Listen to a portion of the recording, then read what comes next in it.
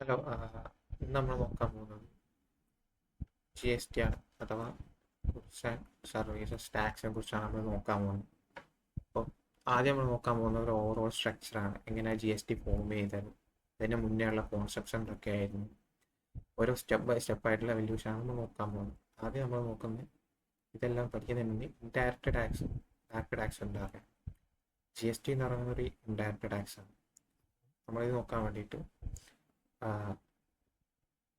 ഞാൻ എനിക്കൊരു കമ്പനി ഉണ്ട്, എനിക്കൊരു സോപ്പ് കമ്പനി ഉണ്ടെന്ന് വിചാരിച്ചു. അത് നമ്മൾ നോക്കുന്നത് ഇൻഡയറക്റ്റ് ടാക്സ് ആണ്. അപ്പോൾ എനിക്കൊരു സോപ്പ് കമ്പനി ഉണ്ട്. അപ്പോൾ ഈ സോപ്പ് ഞാൻ പ്രൊഡ്യൂസ് ചെയ്യുന്ന സമയത്ത് ഇതിനു വേണ്ടി ഗവൺമെൻറ്റിന് ടാക്സ് കൊടുക്കണം. ഓക്കെ, അപ്പോൾ ഈ ടാക്സാണ് ഗവൺമെൻറ് എന്ത് ഡെവലപ്മെൻറ്റ് പ്രൊജക്റ്റിനും ഇമ്പോർട്ട് ചെയ്യാനൊക്കെ യൂസ് ചെയ്യുക. മീൻസ് ഗവൺമെൻറ്റിൻ്റെ മെയിൻ സോഴ്സ്, മണീൻ്റെ സോഴ്സ് എന്ന് പറഞ്ഞാൽ ടാക്സേഷനാണ്. ഈ എൻ്റെ സോപ്പിൻ്റെ മുകളിൽ ടാക്സ് ഉണ്ട്, അപ്പോൾ എനിക്കിത് അടക്കണം. ഓക്കെ, ഇത് ഈ സോപ്പ് ഞാൻ എന്താ മാർക്കറ്റിൽ എത്തിക്കുമല്ലോ. ഒരു റീറ്റെയിലർ ഉണ്ട് ഇവിടെ വേറെ റീറ്റെയിലർ, എനിക്കറിയാൻ ഇയാൾ ഓർത്തിട്ട് ഇയാളാണ് വിൽക്കുക, സെല്ല് ചെയ്യുക. അപ്പോൾ ഈ സെല്ല് ചെയ്യുമ്പോൾ എനിക്ക് പ്രൊഡ്യൂസ് ചെയ്യാൻ ഒരു ചിലവായി ഒരു എത്ര പറയാം, ഒരു 50 രൂപ. ഇതിൻ്റെ കൂടെ എൻ്റെ ലാഭം എനിക്ക് ആഡ് ചെയ്യണം, ഒരു 10 രൂപ ലാഭം എടുക്കുക. അതിൻ്റെ കൂടെ ഈ നേരത്തെ പറഞ്ഞ ടാക്സ് ഇല്ലേ, എൻ്റെ സോപ്പിൻ്റെ കൊണ്ട് വരുന്ന ടാക്സ് ഒരു 5 രൂപയാണ് തിരിച്ചു. 10% ടാക്സ് 5 രൂപ. ഓക്കെ, ഇതിൻ്റെ 10% 5 രൂപയാണ് തിരിച്ചു. ഇതാക്കി അപ്പോൾ ഇത്രയും പൈസയായി.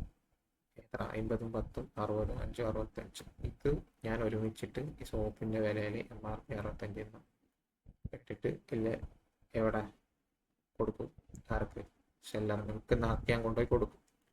ഇയാൾ 65 കൊടുക്കും. അപ്പം ഈ ഇവിടെ എൻ്റെ സോപ്പിൻ്റെ വരുന്ന ടാക്സ് ഡയറക്റ്റ്ലി ഞാൻ അടക്കുന്നില്ല. ഈ ടാക്സ് എന്താ ഇൻഡയറക്റ്റ്ലി അടക്കുന്നത് സോപ്പ് ആരാണോ വാങ്ങുന്നത് മാർക്കറ്റിൽ നിന്ന് അയാളാണ്. ഓക്കെ, അതാണ് ഇൻഡയറക്റ്റ് ടാക്സ് എന്ന് പറഞ്ഞ കോൺസെപ്റ്റ്. GST എന്ന് പറഞ്ഞൊരു എക്സാമ്പിളാണ്. ഇനിയിപ്പോൾ ഡയറക്റ്റ് ടാക്സ് എന്താണെന്ന് നോക്കുകയാണെങ്കിൽ, ഇപ്പം ഈ ഞാൻ തന്നെ ഇപ്പം എനിക്ക് ഇൻകം ടാക്സ് ഉണ്ട്. മീൻസ് ഒരു മാസം 1 ലക്ഷം കിട്ടാനുള്ള ശേഷം 1 ലക്ഷം ഉണ്ടെങ്കിൽ ഈ ഇൻകത്തിന് ഒരു ടാക്സ് കൊടുക്കണം. മീൻസ് ഒരു ലിമിറ്റ് കഴിഞ്ഞാൽ ഒരു ഫിക്സഡ് ലിമിറ്റ് ഉണ്ട്, ഏത് സെൻട്രൽ ഗവൺമെൻറ് പറയുന്നത്. അതിൽ കൂടുതൽ ആയാലും ഞാൻ എൻ്റെ ഇൻകത്തിന് ടാക്സ് കൊടുക്കണം. എനിക്ക് അതിൽ കൂടുതൽ ഇൻകം ഉണ്ടെന്ന് വിചാരിച്ചു, അപ്പോൾ ഈ ഇൻകത്തിനോട് ടാക്സ് ചെയ്യും. ഈ ടാക്സ് കൊടുക്കേണ്ടത് ഞാൻ തന്നെ. എനിക്കിത് വേറെ കൊടുത്തിട്ട് നീ എൻ്റെ ടാക്സ് കൂടെ അടക്കുമെന്നിട്ട് ഇൻകത്തിൻ്റെ കേസിൽ അടക്കാൻ പറയില്ല, അതിൽ ലോജിക്കുമില്ല, ആലോചിക്കും മനസ്സിലാവും. ഓക്കെ, അത് അങ്ങനെ ഡയറക്റ്റ് സ്വയം അടക്കാൻ പറ്റുന്ന ടാക്സ് മീൻസ് നമുക്ക് മാത്രമേ ഇതിൻ്റെ ബർഡൻ വരുള്ളൂ, ട്രാൻസ്ഫർ ചെയ്യാൻ പറ്റില്ല. അതാണ് ഡയറക്റ്റ് ടാക്സ് എന്ന് പറയുന്നത്. ഇൻഡയറക്റ്റ് ടാക്സ് എന്ന് പറഞ്ഞാൽ നേരത്തെ പറഞ്ഞ പോലെ സോപ്പിൻ്റെ കേസിൽ നമ്മൾ പറഞ്ഞില്ലേ, ഇത് നമുക്ക് ട്രാൻസ്ഫർ ചെയ്യാൻ പറ്റും കൺസ്യൂമറിലേക്ക്, ഇൻഡയറക്റ്റ് ട്രാൻസ്ഫർ. ഓക്കെ, അപ്പം ഡയറക്റ്റ് ടാക്സും ഇൻഡയറക്റ്റ് ടാക്സും നമ്മൾ പറഞ്ഞു. പിന്നെ ഇങ്ങനെ ഈ 1950s ഗവൺമെൻറ് ഇൻട്രൊഡ്യൂസ് ചെയ്ത ഒരു ടാക്സേഷൻ സിസ്റ്റമാണ് സെയിൽസ് ടാക്സ് എന്ന് പറയുന്നത്. ഇത് 2005 നമ്മൾ റീവാമ്പ് ചെയ്ത് VAT ആക്കി, വാല്യൂ ആഡഡ് ടാക്സ് ആക്കി. ഇത് പിന്നെ 2017 GST ഫസ്റ്റ് റിലീസ്, പിന്നെ 2025 സെപ്റ്റംബറിൽ ഇത് സെക്കൻഡ് ഫേസ് ഓഫ് GST. ഇതാണ് ടോട്ടലി ഉള്ള ഓരോ സ്ട്രക്ചറിൻ്റെ എല്ലാം ഡീറ്റെയിൽ ആയിട്ട് നോക്കും, ഓരോ സ്റ്റെപ്പും. എന്ത് sales tax, VAT, GST first, GST 2, പിന്നെ GSTൻ്റെ ഓരോ സ്ട്രക്ചർ ആണ് നമ്മൾ ആകെ നോക്കാൻ പോകുന്നത്. ഓക്കെ, ഫസ്റ്റ് സെയിൽസ് ടാക്സ് എന്താ നോക്കാം. സെയിൽസ് ടാക്സ് എന്ന് പറഞ്ഞാൽ origin based single point taxation. അപ്പം ഫസ്റ്റ് ഈ വാക്ക് കാണുമ്പോൾ നമ്മൾ എന്താ പറയുക, അറിയാത്തതോ അതിൻ്റെ സംഭവം നേരിടും. അപ്പം ഒറിജിൻ ബേസ്ഡ് എന്താണെന്ന് ചോദിച്ചാൽ, ഇപ്പം കേരളത്തിലുണ്ടാക്കും, അത് നമ്മൾ കർണാടകയിലാണ് എവിടെ വിൽക്കുന്നത്. എൻ്റെ സോപ്പ് ഞാൻ കേരളത്തിലാണ്, പക്ഷെ വിൽക്കുന്ന കർണാടകയാണ്. അപ്പോൾ ഒറിജിൻ എന്ന് പറഞ്ഞാൽ എന്താ അറിയാമല്ലോ, ഒറിജിൻ എന്ന് പറഞ്ഞാൽ എവിടെയാണ് ഉണ്ടാക്കുന്നത് അതാണ് ഒറിജിൻ. ഡെസ്റ്റിനേഷൻ എന്ന് പറഞ്ഞാൽ എവിടെയാണോ ഇത് വിൽക്കുന്നത് അതാണ് ഡെസ്റ്റിനേഷൻ. അപ്പം ഒറിജിൻ ബേസ്ഡ് ടാക്സ് എന്ന് പറഞ്ഞാൽ ഉണ്ടാക്കുന്ന ആ സ്റ്റേറ്റിലാണ് ടാക്സ് കൊടുക്കേണ്ടത്. ഡെസ്റ്റിനേഷൻ ബേസ്ഡ് ടാക്സ് എന്ന് പറഞ്ഞാൽ എവിടെയാണോ കൺസ്യൂം ചെയ്യുന്ന ആ സ്റ്റേറ്റിലുള്ള ടാക്സ് കൊടുക്കും. അത്രയും സിമ്പിൾ. സെയിൽസ് ടാക്സ് എന്ന് പറഞ്ഞാൽ ഏത് സ്റ്റേറ്റിലാണോ പ്രൊഡ്യൂസ് ചെയ്യുന്നത് അവിടെ ആയിരിക്കും ടാക്സ് കൂടുതൽ കൊടുക്കുന്നത്. ഓക്കെ, കൂടുതലല്ല, ടാക്സ് അവിടെയാണ് ടാക്സ് ചെയ്യുക. എൻ്റെ സോപ്പിന് ടാക്സ് ചെയ്യുക കേരളത്തിലാണ് സെയിൽസ് ടാക്സിൻ്റെ കേസിൽ. പിന്നെ സിംഗിൾ പോയിന്റ് ടാക്സേഷനാണ്. ഇത് ഒരു പ്രൊഡ്യൂസർ, ഇപ്പം ഞാനത് വിചാരിച്ചു ഞാൻ സോപ്പ് ഉണ്ടായിട്ട് റീറ്റെയിലർ എന്ന് പറഞ്ഞാൽ സാധാ കച്ചവടം മീൻസ് കടയൊക്കെ നടത്തൂല, സാധാ നാട്ടിൻപുറത്തെ കടയൊക്കെ നടത്തുന്നതാണെന്ന് വിചാരിച്ചു. ഇയാളാണ് വിൽക്കുക എൻ്റെ സോപ്പ് കസ്റ്റമേഴ്സ്. ഓക്കെ, അപ്പോൾ ഈ ഞാൻ പ്രൊഡ്യൂസ് ചെയ്തു മുതൽ വിൽക്കുന്നവരെ ഒരു ലൈഫ് സൈക്കിൾ ഉണ്ടല്ലോ ഈ പ്രോഡക്റ്റിന്. ഈ ലൈഫ് സൈക്കിളിനിടയിൽ ഒറ്റ പോയിന്റിൽ മാത്രമേ ടാക്സ് ചെയ്യൂ. ഒന്നുകിൽ പ്രൊഡ്യൂസ് ചെയ്യുന്ന ആളെ പ്രൊഡ്യൂസറിൻ്റെ ടാക്സ് ചെയ്യും, അഥവാ എൻ്റെ ടാക്സ് ചെയ്യും, അല്ലെങ്കിൽ ഞാൻ വിൽക്കാൻ ഏൽപ്പിക്കുന്ന ആളെ അവിടെ ടാക്സ് ചെയ്യും ഈ സോപ്പിന്. ഏതൊക്കെ ഒരു പോയിന്റിൽ, ഒറ്റൊരു പോയിന്റിൽ, ഇതിൽ തന്നെ അല്ലെങ്കിൽ അവസാനം ഉണ്ട്. അതാണ് സിംഗിൾ പോയിന്റ് ടാക്സേഷൻ എന്ന് പറയുന്നത്. ഓക്കെ, ഇത് സ്റ്റേറ്റിനും സെയിൽസ് ടാക്സ് ഉണ്ട്, സെൻട്രലിനും സെയിൽസ് ടാക്സ് ഉണ്ട്. സെൻട്രലിൻ്റെ സെയിൽസ് ടാക്സ് എന്ന് പറഞ്ഞാൽ ഇപ്പം ഞാൻ ഇവിടെ പറഞ്ഞില്ലേ, കേരളത്തിൽ നിന്ന് ഇപ്പോൾ എൻ്റെ സോപ്പ് കർണാടക കൊണ്ടുപോകണം, ബോർഡർ ക്രോസ് ചെയ്യുന്നുണ്ടല്ലോ സ്റ്റേറ്റിലേക്കാണ്. അപ്പോൾ അവിടെ സെൻട്രൽ ഒരു സെയിൽസ് ടാക്സ് വെക്കും. അങ്ങനെ ഒരു സംഭവം. അപ്പം ഇത് രണ്ടും കൂടെ കൂട്ടിയിട്ടാണ് എൻ്റെ ഇത് വരുന്നത്.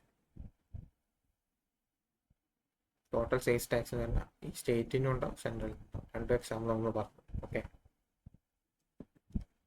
അപ്പം ഈ സെയിൽസ് ടാക്സിൻ്റെ അന്നത്തെ ഇഷ്യൂ എന്ന് പറഞ്ഞാൽ ഒന്ന് കാസ്കേഡിങ് എഫക്റ്റ് ആണ്. അതെന്താ സംഭവം വെച്ചാൽ, ഞാൻ സോപ്പ് ഉണ്ടാക്കി, എനിക്ക് സോപ്പ് ഉണ്ടാക്കാൻ എന്ത് വേണം, എ എന്ന് പറഞ്ഞ സംഭവമാണ്, ബി എന്ന് പറഞ്ഞ സംഭവമാണ് സോപ്പ് ഉണ്ടാക്കാൻ വേണ്ടിയിട്ട്. അപ്പം ഈ എ എന്ന് പറഞ്ഞ പ്രൊഡക്റ്റ് എനിക്ക് വിൽക്കുമ്പോൾ ആ കമ്പനിയിൽ ഓൾറെഡി ടാക്സ്ഡ് ആണ്, ഒരു ടാക്സ് പേ ചെയ്തു. ബി എന്ന് പറഞ്ഞ കമ്പനി ഓൾറെഡി ടാക്സ്ഡ് ആണ്, അവർ എന്ത് ടാക്സ് ചെയ്ത പ്രൊഡക്റ്റാണ് എനിക്ക് തരിക. ഇത് ഞാൻ വാങ്ങും. അപ്പം ഇവർ ഇൻഡയറക്റ്റ് ടാക്സ് ട്രാൻസ്ഫർ ചെയ്യും. കാരണം ഞാനാണല്ലോ പൈസ കൊടുക്കേണ്ടത്. അപ്പം എൻ്റെ കയ്യിൽ നിന്നാണ് ടാക്സിൻ്റെ പൈസ പോവുക. ഇത് ഞാൻ വാങ്ങിയിട്ട് ഞാൻ എൻ്റെ പ്രോഡക്റ്റ് ഉണ്ടാക്കി. എൻ്റെ പ്രോഡക്റ്റ് എന്താ, സോപ്പ് ഞാൻ റീറ്റെയിലറിൻ്റെ അടുത്ത് വിൽക്കാൻ കൊടുത്തു. സാധാ നിങ്ങളെ നോർമൽ ആൾക്കാർ സോപ്പ് വാങ്ങൂലേ കട, അവിടെ വിൽക്കാൻ കൊടുത്തു. അപ്പോൾ ഈ ലൈഫ് സൈക്കിളിനിടെ ഞാൻ പറഞ്ഞല്ലോ ഒരു തവണയും കൂടെ ടാക്സ് ചെയ്യും. ആലോചിച്ച് നോക്കിയേ, ഞാൻ ഓൾറെഡി ഇൻപുട്ടിന് ടാക്സ് കൊടുത്തതാണ്. എന്നിട്ട് ഞാൻ ഈ സോപ്പ് ഉണ്ടാക്കി, ആ സംഭവം കൊണ്ട് സോപ്പ് ഉണ്ടാക്കി. എന്നിട്ട് അതിൻ്റെ മുകളിൽ പിന്നെയും ഗവൺമെൻറ് ഒന്നും കൂടെ ടാക്സ്, 2 തവണ ടാക്സ് ചെയ്തല്ലോ സെയിം സാധനത്തിന്, സെയിം ഐറ്റത്തിന് 2 തവണ ടാക്സ് ചെയ്തു. ഓക്കെ, അത് ചെറിയൊരു ഇഷ്യൂ അല്ല. അതാണ് ഈ കാസ്കേഡിങ് എഫക്റ്റ് എന്ന് പറയുന്നത്. അപ്പം അത് കഴിഞ്ഞിട്ട് ലാക്ക് ഓഫ് ട്രാൻസ്പെറൻസിയാണ്. ഞാൻ എൻ്റെ സോപ്പ് വാങ്ങാൻ ഒരാൾ വാങ്ങി, ഒരു സി എന്ന് പറഞ്ഞ ആളാണ് വിചാരിച്ചു. എൻ്റെ സോപ്പ് വാങ്ങാൻ സി വാങ്ങി. പക്ഷേ എൻ്റെ സോപ്പിൻ്റെ മുകളിൽ എത്ര ടാക്സ് ഒന്നുമില്ല. മീൻസ് ഇയാൾ എത്ര ടാക്സ് ആണോ എനിക്ക് പേ ചെയ്യുന്നത്, ഒറിജിനൽ സോപ്പിൻ്റെ വില എത്ര അതൊന്നും ഇല്ല ഇതിൽ. അപ്പം സ്വന്തം എന്താ പറയുക, ഓരോ കൺസ്യൂമറിൻ്റെ റൈറ്റാണ് അയാൾ എത്ര ടാക്സ് ഒരു പ്രൊഡക്റ്റിന് പേ ചെയ്യുന്നു എന്നറിയാനുള്ളത്. ആ ഒരു ട്രാൻസ്പാരൻസി എന്ത് സെയിൽസ് ടാക്സിൻ്റെ കാര്യത്തിൽ ഉണ്ടായില്ല. ഓക്കെ, പിന്നെ ടാക്സ് ഇവേഷൻ. ഇപ്പം ഞാനാണ് എൻ്റെ കാര്യം തന്നെ, ഞാൻ സോപ്പ് ഉണ്ടാക്കി, ഈ സോപ്പ് ഞാൻ വിൽക്കാൻ കൊടുത്തു, ആൾ വിറ്റു. അപ്പം ഇയാൾ എന്താ പറയുക, ടാക്സ് ഇവേഷൻ എൻ്റെ ഭാഗത്തുനിന്നുണ്ടാവും, എന്ത് വിൽക്കുന്ന ആളെടുത്തുനിന്നുണ്ടാവും. ടാക്സ് ഏത് പോയിന്റിലാണോ ടാക്സ് എന്താ പറയുക പേ ചെയ്യാൻ പറയുന്നത് ആ പോയിന്റിലായിരിക്കും ഇവേഷൻ എന്ന് പറഞ്ഞ കോൺസെപ്റ്റ് നമ്മൾ പറയാം. അപ്പം എൻ്റെ വിൽക്കുന്ന ആളെ കേസിലാണെങ്കിൽ ഇയാളൊരു 50 സോപ്പ് വിറ്റ്, പക്ഷേ റിപ്പോർട്ട് ചെയ്യുന്നത് 30 സോപ്പ് വിറ്റു എന്ന് പറഞ്ഞിട്ടാണ്. 30 സോപ്പിന് ടാക്സ് അടച്ചാൽ മതിയല്ലോ. അപ്പം 20 ഈ അത്രയും ലാഭം കൂടിയില്ലേ, 50 വിറ്റു, 30ൻ്റെ കേസേ അയാൾ കാണിക്കുന്നുള്ളൂ. അപ്പോൾ 30 മാത്രം ടാക്സ് അടച്ചാൽ മതി, ബാക്കി ലാഭം. ഓക്കെ, ആ ടാക്സ് ഇയാൾ എന്ത് പേ ചെയ്യേണ്ട ടാക്സ് ഇയാളുടെ പോക്കറ്റിൽ. അതാണ് ബേസിക് സംഭവം ടാക്സ് ഇവേഷൻ എന്ന് പറയുന്നത്. ഓക്കെ, അതേപോലെ തന്നെ ഈ പ്രൊഡ്യൂസറിൻ്റെ കേസിലും അത് വരും. അത് കഴിഞ്ഞിട്ടുള്ളത് economic distortions and unhealthy competition. ഓരോ ഇൻഡിവിജ്വൽ സ്റ്റേറ്റ്സ് ആണ് എന്ത് ടാക്സ് ആണ്, എത്ര സെയിൽസ് ടാക്സ് ആണ് ഓരോ സ്റ്റേറ്റിന് വേണ്ടതെന്ന് തീരുമാനിക്കുന്ന ഇൻഡിവിജ്വൽ സ്റ്റേറ്റ്സ് ആണ്. ഇപ്പോൾ ഇൻഡിവിജ്വൽ സ്റ്റേറ്റ്സ് തീരുമാനിക്കുമ്പോൾ ഇപ്പോൾ കേരള എന്ന് വിചാരിച്ചാൽ കർണാടക, കേരളം പറഞ്ഞാൽ 5% ടാക്സ് വേണ്ടു, കർണാടക പറഞ്ഞ് 2% ടാക്സ് വേണ്ടു. അപ്പോൾ ഈ കമ്പനീസൊക്കെ ഇൻവെസ്റ്റ് ചെയ്യാൻ നോക്കുകയെന്ന് വിചാരിച്ചോ. അപ്പം ഇവർ നോക്കുമ്പോൾ ഇവിടെ കർണാടകയിലാണെങ്കിൽ സെയിൽസ് ടാക്സ്, സ്റ്റേറ്റിൻ്റെ സെയിൽസ് ടാക്സ് 2% കൊടുക്കേണ്ടതുണ്ട്. അത്രയും കുറവിൽ പ്രൊഡക്റ്റ് മാർക്കറ്റിൽ എത്തിക്കാൻ പറ്റും. അപ്പം ആ സെയിം ക്വാളിറ്റിയുള്ള എൻ്റെ ഒരു സോപ്പും എൻ്റെ റൈവലുണ്ട്, വേറൊരാൾ സോപ്പ് ഇറക്കുന്നുണ്ട്. ഞാൻ 10 രൂപയ്ക്ക് സോപ്പ് കൊടുക്കുന്ന, അയാൾ 5 രൂപയ്ക്ക് സോപ്പ് കൊടുക്കുന്നത്, സെയിം ക്വാളിറ്റിയാണെന്ന് വിചാരിച്ചു. ഈ 5 രൂപയ്ക്ക് സോപ്പ് കൊടുക്കുന്ന ആൾക്കല്ലേ പോയി വാങ്ങാം, സെയിം ക്വാളിറ്റിയാണ്, ഒരു വ്യത്യാസമൊന്നുമില്ല. അപ്പം ഈ 5 രൂപയ്ക്ക് ഇയാൾക്ക് സോപ്പ് കൊടുക്കാൻ പറ്റുന്നതെന്ന് വെച്ചാൽ അത്ര ടാക്സ് കുറവായിരിക്കണം ഇന്ന്. ഓക്കെ, ഒരു ഫീച്ചർ എന്ന് പറഞ്ഞാൽ അത്ര ടാക്സ് കുറവായിരിക്കണം, വില കുറവിൽ കൊടുക്കാൻ പറ്റണമെങ്കിൽ. ഈ കർണാടക 2% ടാക്സ് കൊടുത്താൽ ഈ കമ്പനിക്ക് അത്രയും വിലക്കുറവിൽ പ്രൊഡക്റ്റ് അവരെ മാർക്കറ്റിൽ എത്തിക്കാൻ പറ്റും. അപ്പോൾ ആൾക്കാർ വാങ്ങിയാൽ എന്താ കൂടുതൽ പ്രോഫിറ്റ് ഉണ്ടാക്കാൻ പറ്റും കമ്പനിക്ക്. പ്രോഫിറ്റ് ജനറേഷൻ ആണല്ലോ കമ്പനീസിൻ്റെ ലക്ഷ്യം. ഓക്കെ, അങ്ങനെ ഉണ്ടാക്കാൻ പറ്റും. അത് അതിന് വേണ്ടിയിട്ട് ഇപ്പം ഓരോ സ്റ്റേറ്റും ഇവരെ എന്താ പറയുക, സെയിൽസ് ടാക്സ് ഇങ്ങനെ കുറച്ചും കൂട്ടിയും കളിക്കും. ഓക്കെ, അവരെ പ്രോഫിറ്റ് നോക്കിയിട്ട് ഇപ്പോൾ എന്താ പറയുക, ഇപ്പോൾ കമ്പനീനെ കുറേ ഇൻഫ്ലുവൻസ് ചെയ്യാനില്ലേ, ഈ കമ്പനിക്ക് ഏറ്റവും കുറവുള്ള സെയിൽസ് ടാക്സ് ഉള്ള അടുത്താണ് ഇവര്. അപ്പം ഇത് കമ്പനീസിനെ അട്രാക്റ്റീവ് ചെയ്യാൻ വേണ്ടിയിട്ട് ഇവർ മാക്സിമം സെയിൽസ് ടാക്സ് കുറക്കാൻ നോക്കും. ഇതൊരു കോമ്പറ്റീഷനാവും ഈ സ്റ്റേറ്റ് തമ്മിൽ, ഇന്ത്യയിലെ ഓരോ സ്റ്റേറ്റ്സും തമ്മിൽ. ഓക്കെ, അതൊരു ഇഷ്യൂ ആണ്. ഇങ്ങനെ ഉണ്ടായിരുന്ന സെയിൽസ് ടാക്സിൻ്റെ ഇഷ്യൂവിനൊക്കെ മാറ്റാൻ വേണ്ടിയിട്ടാണ് നമ്മൾ വാല്യൂ ആഡഡ് ടാക്സേഷൻ എന്ന് പറഞ്ഞ സിസ്റ്റം കൊണ്ടുപോകുന്നത്. എന്ന് പറയുന്നത് മീൻസ് വാല്യൂ ആഡഡ് ടാക്സേഷൻ എന്ന് പറയുന്നത് എന്താ, ഒരു ഡെസ്റ്റിനേഷൻ ബേസ്ഡ് ആണ്. നമ്മൾ പറഞ്ഞില്ലേ, എൻ്റെ സോപ്പ് കേരളത്തിൽ ഉണ്ടാക്കി, കർണാടകയിലാണ് നിൽക്കുന്നത്. അപ്പം ഈ കേസിൽ എൻ്റെ സോപ്പിന് ടാക്സ് വരാൻ പോകുന്നത് കർണാടകയിലാണ്. എവിടെയാണോ കൺസ്യൂം ചെയ്യുന്നത് അവിടെയാണ് ടാക്സ് വരാൻ പോകുന്നത്. ഓക്കെ, ആണ് ഇതിൻ്റെ ഇഷ്യൂ അല്ല, അതിൻ്റെ ഒരു ഫീച്ചർ. ഓക്കെ, അപ്പം ഇതിൻ്റെ നേരത്തെ നമ്മൾ പറഞ്ഞു സെയിൽസ് ടാക്സ് ഒറ്റ പോയിന്റിലേ ഉള്ളൂ. പക്ഷെ ഇതെങ്ങനെയല്ല, ഇത് മൾട്ടിപ്പിൾ പോയിന്റ്സ് ആണ്. ഓരോ പോയിന്റിലും ടാക്സ് ചെയ്യും. നമ്മളെന്താ പറയുക, നമ്മൾ പ്രൊഡ്യൂസ് ചെയ്യുന്ന സമയം, പിന്നെ ഹോൾസെയിലായിട്ട് കൊടുക്കുന്ന സമയം, വാങ്ങുന്ന സമയം, ഈ ഓരോ സ്ഥലത്ത് ടാക്സേഷൻ വരും. ഞാനിപ്പോൾ ഇൻപുട്ട് വാങ്ങുകയാണെങ്കിൽ അവിടെ ഒരു ടാക്സേഷൻ വരും, കുറേ വരും. പക്ഷെ ഇതിനെ മാനേജ് ചെയ്യാൻ ഇവിടെ ഇങ്ങനെ വരുമ്പം നമ്മൾ നേരത്തെ പറഞ്ഞൊരു ഇഷ്യൂ വരും, കാസ്കേഡിങ് എഫക്റ്റ് എന്ന് പറഞ്ഞൊരു ഇഷ്യൂ ഉണ്ടായി. ഓർമ്മ ഉണ്ടെന്ന് വിചാരിക്കും. എന്നുവെച്ചാൽ സെയിം പ്രൊഡക്റ്റിന് തന്നെ മൾട്ടിപ്പിൾ ടാക്സ് അത് കൺസ്യൂമറെല്ലാം കൊടുക്കുന്നുണ്ടായിരുന്നു. ഓക്കെ, കോമ്പറ്റീറ്റീവ്നെസ് ഉറപ്പ്, എത്ര വിലക്കുറവിൽ കുറക്കാൻ പറ്റുമോ അത്രയും വിലക്കുറവിൽ നമുക്ക് കൊടുക്കണ്ടേ, കാരണം ആൾക്കാർ കൂടുതൽ വാങ്ങുമല്ലോ. പക്ഷേ ഇവിടെ അങ്ങനെ കൊടുക്കാൻ പറ്റില്ല, ഓരോ ടാക്സ് കൂടി വരികയല്ലേ വില, ഓരോ ടാക്സ് ഇങ്ങനെ കൂടുന്തോറും അതിൻ്റെ വില കൂടും. അപ്പം ഇവിടെ എന്ന് പറഞ്ഞാൽ ഇൻപുട്ട് ടാക്സ് ക്രെഡിറ്റ് എന്ന് പറഞ്ഞൊരു കോൺസെപ്റ്റ് കൊണ്ടുകൊണ്ടാണ് എവിടെ വാറ്റിൽ വാല്യൂ ആഡഡ് ടാക്സിൽ ഇൻപുട്ട് ടാക്സ് ക്രെഡിറ്റ് എന്ന് പറഞ്ഞൊരു കോൺസെപ്റ്റ് കൊണ്ടുവന്നു. അതെന്ന് പറഞ്ഞാൽ ഞാൻ നേരത്തെ പറഞ്ഞല്ലോ, എനിക്ക് സോപ്പ് ഉണ്ടാക്കണം, എയും ബിയും ആണ് അടുത്തതാണ് ഞാൻ ഇത് വാങ്ങുന്നത്. അപ്പം ടാക്സ് ഓൾറെഡി എന്താ പറയുക, ഒരിടത്തുനിന്ന് വാങ്ങുമ്പോൾ ഞാൻ ഓൾറെഡി ടാക്സ് പേ ചെയ്തതാണ്. എന്നിട്ട് പിന്നെ ഞാൻ ഒരു ടാക്സ് കൂടെ ഈ പ്രൊഡക്റ്റ് വിൽക്കുന്ന മാർക്കറ്റിൽ എത്തിക്കുന്ന സമയത്ത് ഒരു പ്രാവശ്യം കൂടെ ടാക്സ് പേ ചെയ്യും. ഈ ഇൻപുട്ട് എന്താ പറയുക, ടാക്സ് ക്രെഡിറ്റിൻ്റെ കോൺസെപ്റ്റ് എന്താണെന്ന് വെച്ചാൽ, നമ്മൾ ഞാൻ സോപ്പ് ഉണ്ടാക്കി, ഞാനാണ് 2 തവണ എന്താ പറയുക നെറ്റായിട്ട് ടാക്സ് പേ ചെയ്യുന്നത് തന്നെയായിരിക്കും. അപ്പം എനിക്ക് ഇൻപുട്ടിൻ്റെ മുകളിൽ ഞാൻ പേ ചെയ്ത ടാക്സ് മീൻസ് എയും ബിയും വാങ്ങാൻ ഞാൻ പേ ചെയ്ത ടാക്സ് എനിക്ക് ക്രെഡിറ്റ് ആയിട്ട് കിട്ടും, തിരിച്ചു കിട്ടും. അതാണ് ഇൻപുട്ട് ടാക്സ് ക്രെഡിറ്റ് എന്ന് പറയുന്നത്. ഇത് വാറ്റിൻ്റെ ഒരു ഫീച്ചറായിരുന്നു, വാല്യൂ ആഡഡ് ടാക്സിൻ്റെ ഒരു ഫീച്ചറായിരുന്നു. ഓക്കെ, ഇത് ഡബിൾ ടാക്സേഷൻ മീൻസ് സെയിം പ്രോഡക്റ്റിന് തന്നെ പിന്നെയും പിന്നെയും ടാക്സ് ചെയ്യുന്നത് ഒഴിവാക്കാനുള്ള എന്താ പറയുക, ഇത് ഹെൽപ്പ് ചെയ്തു. ഓക്കെ, അതാണ് എന്ത് വാല്യൂ ആഡഡ് ടാക്സേഷൻ എന്ന് പറയുന്നത്. ഇത്രയും മനസ്സിലായെന്ന് വിചാരിക്കുന്നു. ഓക്കെ, ഇനി നമ്മൾ ഇതിൻ്റെ ഇഷ്യൂസാണ് നോക്കാം. വാല്യൂ ആഡഡ് ടാക്സസിൻ്റെ ഇഷ്യൂസാണ് നമ്മൾ നോക്കാം.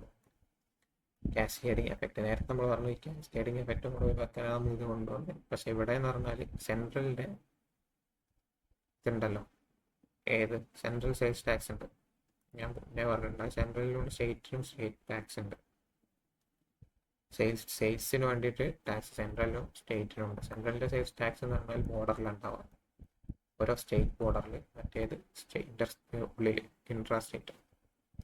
ഓക്കെ, കാസ്കേഡിങ്ങിൽ വാറ്റിൽ നമ്മൾ മാറ്റിയത് ഒരു സ്റ്റേറ്റിനുള്ളിലെ വാല്യൂ ആഡ് ടാക്സിൻ്റെ ഇഷ്യൂ ആണ്. സ്റ്റിൽ ബോർഡറിൽ നമ്മൾ ഒരു സെൻട്രൽ സെയിൽസ് ടാക്സ് കൊടുക്കണം. ഓക്കെ, അതൊരു ഇഷ്യൂ ആയിരുന്നു. ഇത് സ്റ്റേറ്റിൻ്റെ ഉള്ളിലാണ് ഇംപ്ലിമെൻ്റ് ചെയ്ത വാറ്റ്. രണ്ട് സ്റ്റേറ്റ് തമ്മിലുള്ള ട്രാൻസ്ഫറിൽ അപ്പോൾ ഇഷ്യൂ ഉണ്ടായി. പിന്നെ ഉള്ളത് അതാണ് നമ്മളിവിടെ പറഞ്ഞ സെൻട്രൽ സെയിൽസ് ടാക്സ് എന്ന് പറഞ്ഞ സാധനം. അപ്പം ഓൾറെഡി പേ ചെയ്ത് ഈ സെൻട്രൽ സെയിൽസ് ടാക്സിന് എന്തുണ്ടായില്ല, ഇൻപുട്ട് ടാക്സ് ക്രെഡിറ്റ് എന്നൊക്കെ സംഭവം ഉണ്ടായി. ആ system input tax credit inter state സെയിലിന് ബാധകമായിരുന്നില്ല. ഓക്കെ, ഇപ്പോൾ കേരളം എടുത്താൽ കേരളത്തിൻ്റെ ഉള്ളിൽ വിൽക്കുന്നതിന് ഇൻപുട്ട് ടാക്സ് ക്രെഡിറ്റ് കിട്ടും. മീൻസ് എന്താ, ഞാൻ ഈ പ്രൊഡക്റ്റ് ഉണ്ടാക്കാൻ എന്തൊക്കെ ഇൻപുട്സ് ആണോ വാങ്ങിയത് അതിന് കൊടുത്ത ടാക്സ് എനിക്ക് റിട്ടേൺ കിട്ടും. കേരളത്തിനുള്ളിലാണ്, കേരളത്തിനുള്ളിൽ സെയിൽസ് ടാക്സ് കൊടുക്കുമ്പോൾ. പക്ഷേ ഇൻ്റർ സ്റ്റേറ്റ് സെയിൽസ് ടാക്സ് ഞാൻ സെൻട്രലിന് കൊടുക്കും, സെൻട്രൽ ഗവൺമെൻറ്റിന് കൊടുക്കും. അത് എനിക്ക് റിട്ടേൺ ചെയ്ത് കിട്ടൂലായിരുന്നു വാറ്റിൻ്റെ കേസിൽ. ഓക്കെ, അവിടെ അതിനൊരു പറ്റിയൊരു സിസ്റ്റം ഉണ്ടായില്ല വാറ്റിൻ്റെ കേസിൽ, അതൊരു ഇഷ്യൂ ആണ്. പിന്നെ സർവീസ് സെക്ടർ ഇൻക്ലൂഡ് ആയിരുന്നില്ല, ജസ്റ്റ് ഗുഡ്സ് മാത്രമേ, ഫിസിക്കലി കാണാൻ പറ്റുന്ന ഗുഡ്സ് ട്രാൻസ്ഫറിൻ്റെ കേസിൽ മാത്രമാണ് എന്ത് വാറ്റ് ഉണ്ടായത്, വാല്യൂ ആഡഡ് ടാക്സ്. പിന്നെ ഫ്രാഗ്മെൻറ്റഡ് മാർക്കറ്റ്, ഞാൻ നേരത്തെ പറഞ്ഞല്ലോ, സ്റ്റിൽ എന്താ പറയുക, സെൻട്രലിലൊരു ടാക്സ് ഉണ്ടായിരുന്നു, ഇന്റർ സ്റ്റേറ്റ് ട്രാൻസ്ഫറും. പിന്നെ ഓരോ വാറ്റ് അല്ലാതെ ഓരോ സ്റ്റേറ്റിനും ഇൻഡിവിജ്വലി ഡിഫറെൻ്റ് ഇൻഡയറക്റ്റ് ടാക്സസ് ഉണ്ടായിരുന്നു. ഇതിപ്പം എന്താ പറയുക, ഇപ്പോൾ കേരളത്തിലെ ഇൻഡയറക്റ്റ് ടാക്സ് എല്ലാം കൂടെ കൂട്ടുമ്പോൾ ഒരു പ്രോഡക്റ്റിൻ്റെ മുകളിൽ 50 വരികയാണെങ്കിൽ കർണാടകയിൽ ഇതെല്ലാം വരുമ്പോൾ ചിലപ്പോൾ 25 വരുള്ളൂ എല്ലാം ഇൻഡയറക്റ്റും. ഒരു പ്രോ ഇൻഡസ്ട്രിയലൈസേഷൻ പോളിസി ആണെങ്കിൽ ടാക്സ് മാക്സിമം കുറക്കാൻ നോക്കും. അപ്പം ഒരു കൺട്രി തന്നെ കൂടുതൽ എന്താ പറയുക ഡിഫറൻസിൽ ടാക്സേഷൻ വരും. അപ്പം ഇതിന് കമ്പനി കൂടുതൽ ലാഭം കിട്ടുന്ന അവിടെ ചൂസ് ചെയ്യാൻ നമ്മളെ ഇന്ത്യ എന്നുള്ള ടോട്ടൽ മാർക്കറ്റിന് എന്താ ഓരോ സ്റ്റേറ്റ് വൈസ് ഫ്രാഗ്മെൻറ്റേഷൻ വരാനും ഇത് കാരണം ഇഷ്യൂ. അതാണ് ഇവിടെ പറഞ്ഞ എന്ത് വാറ്റിൻ്റെ ഇഷ്യൂ എന്ന് പറയുന്നത്. വാറ്റിൻ്റെ ഇഷ്യൂ ആണ് നമ്മൾ പറഞ്ഞ സംഭവങ്ങൾ. ഓക്കെ, ഇനി ബാക്കിയുള്ളത് വാറ്റിൻ്റെ ഇഷ്യൂസ് ആണെന്ന് പറഞ്ഞത്. ഇനി അടുത്ത് നോക്കാൻ GST ആണ്. അത് നമുക്ക് അടുത്ത സെക്ഷനിൽ നോക്കാം.